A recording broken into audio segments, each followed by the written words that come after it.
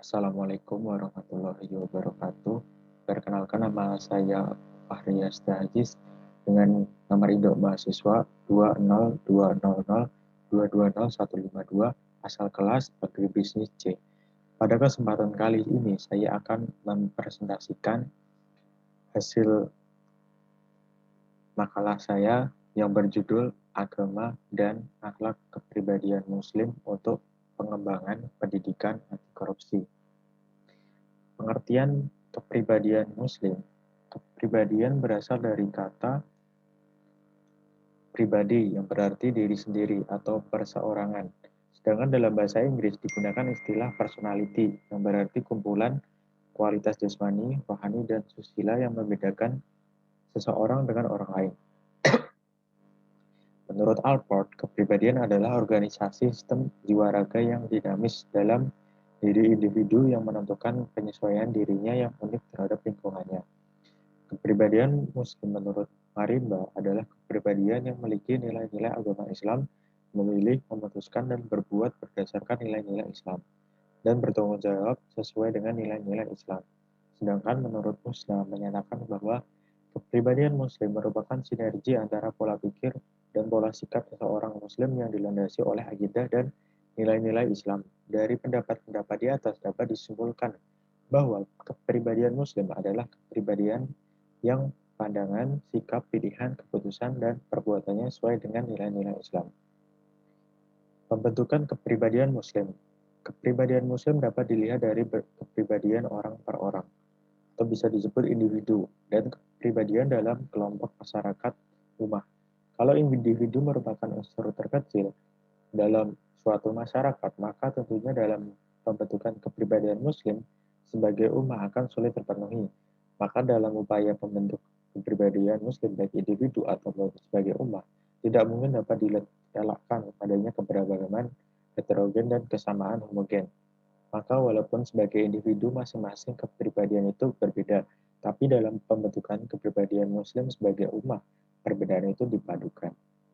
Pembentukan kepribadian Muslim itu ada tiga. Yang pertama, pembentukan kepribadian Muslim sebagai individu. Yang kedua, pembentukan kepribadian Muslim sebagai ummah. Yang ketiga, pembentukan kepribadian Muslim sebagai kafilah. Langkah-langkah pembentukan kepribadian Muslim. Yang pertama adalah ada peran keluarga. Keluarga mempunyai peran yang sangat besar dalam membentuk kepribadian dalam pendidikan Islam. Orang tua menjadi penanggung jawab bagi masa depan anak-anaknya, maka setiap orang tua harus menjalankan fungsi edukasi, mengenalkan Islam sebagai ideologi agar mereka mampu membentuk pola pikir dan pola sikap Islami yang sesuai dengan akidah dan syariat Islam. Yang kedua adalah peran negara. Peran negara harus mampu membangun pendidikan yang mampu untuk membentuk kepribadian yang memiliki karakter Islami dengan cara menyusun kurikulum yang sama bagi seluruh sekolah dengan berlandaskan akidah Islam. Melakukan seleksi yang ketat terhadap calon-calon pendidik, pemikiran diajarkan untuk diamalkan dan tidak meninggalkan pengajaran sains, teknologi maupun seni. Semua diajarkan tetap memperhatikan kaidah syariat. Yang terakhir, yang ketiga adalah peran masyarakat. Masyarakat juga ikut serta dalam membentuk kepribadian dalam pendidikan Islam.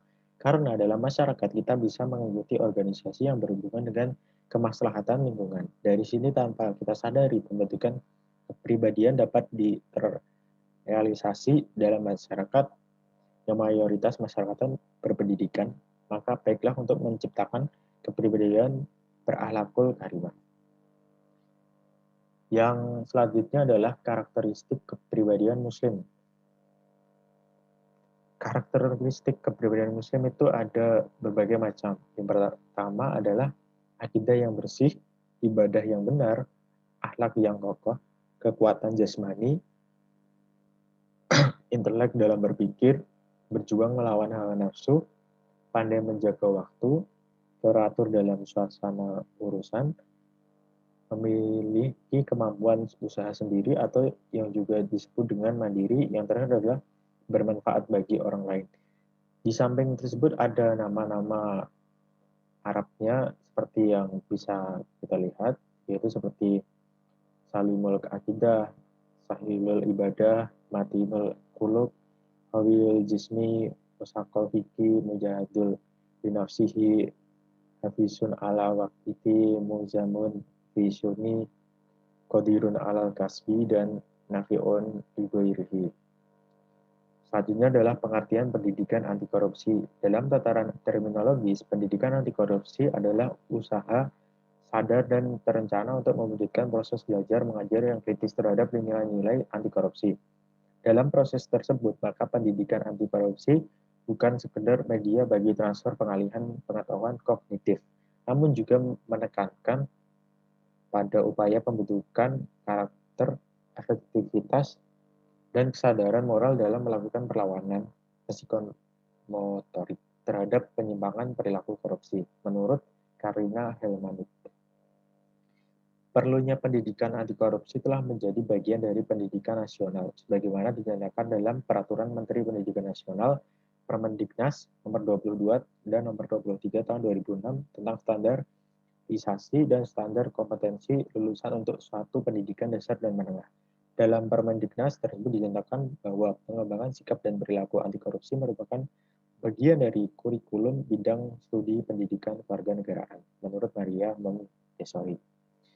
Metode pendidikan anti korupsi perspektif hadis Nabawi itu ada 5. Yang pertama, metode keteladanan atau bisa disebut al-qudwah. Yang selanjutnya, metode bimbingan dan nasihat atau bisa disebut al-taujih wa al-mauziah.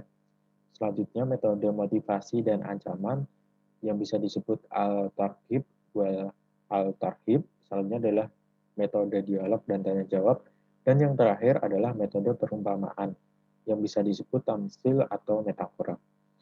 Pendidikan anti korupsi dalam pendidikan agama Islam, menurut Harto, dunia pendidikan memiliki tugas mulia untuk mencetak generasi-generasi bangsa yang anti korupsi. Penanaman nilai-nilai anti korupsi sangat mungkin dan efektif apabila dilakukan di lembaga pendidikan baik formal, non-formal, maupun informal. Penanaman nilai-nilai anti korupsi yang berupa nilai kejujuran, kepedulian, kemandirian, kedisiplinan, tanggung jawab, kerja keras, kesederhanaan, dan keberanian, serta keadilan dapat menumbuh kembangkan semangat pantang menyerah untuk mencapai kebaikan dan kesuksesan. Implikasinya dalam pendidikan agama Islam itu terdapat 3. Yang pertama adalah kurikulum. Kurikulum adalah inti pendidikan. Kurikulum merupakan bidang yang paling penting dalam memberikan pengarah atau pengaruh langsung terhadap perkembangan peserta didik. Yang kedua adalah guru. Guru adalah garda depan dari proses pendidikan, maka selayaknya lah guru menjadi teladan, diguguh dan ditiru. Yang ketiga adalah pembelajaran. Dalam pembelajaran, menurut Sri Mayanti, diperlukan prinsip modeling, artinya siswa atau anak dengan mudah akan melakukan suatu perilaku tertentu melalui proses peniruan pada sang model. Nilai yang menjadi dasar untuk mencegah perilaku korupsi itu ada 3. Yang pertama adalah nilai-nilai amanah. Nilai-nilai amanah merupakan tanggung jawab yang dipikulkan kepada seseorang yang mana dia wajib menjaga dan melaksanakan amanah tersebut.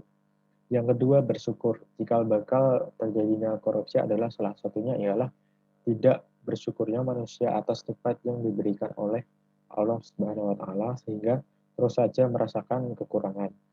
Yang ketiga adalah nilai kejujuran. Nilai kejujuran merupakan akhlak yang penting dimiliki seorang untuk membentengi diri dari virus korupsi. Jujur merupakan perbuatan yang dilakukan dengan tidak membohongi diri sendiri maupun orang lain.